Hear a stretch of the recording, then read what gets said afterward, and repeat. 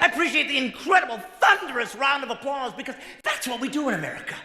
That's what we do. A guy comes out on stage, everybody bursts into applause. You know why? We don't know what else to do. For years, people would come on stage and nobody gave us an option. We didn't know what to do. Guys would just stand there, stare at the guy, and some guy finally said, I know, let's hit ourselves.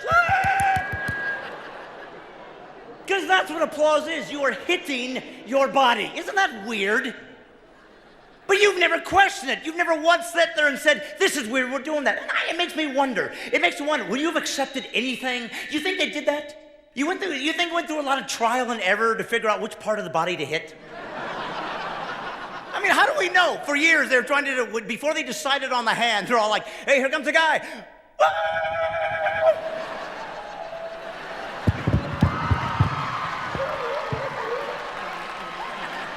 We don't know. There, we got crazy people. Only the kids would do that. Parents are like, yes, we're afraid of her.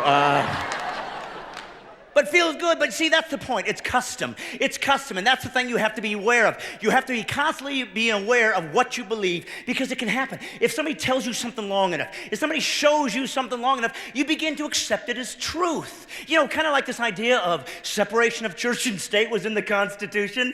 That's what people told us, and we've accepted that. But guess what? It was never in the Constitution. It was never in the Constitution. Separation of church and state had nothing to do with the Constitution. Jefferson and everybody else had said that we want government out of religion and we want religion to be part of our heritage because this is what made America great.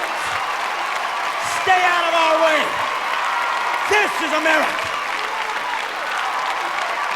Democracy.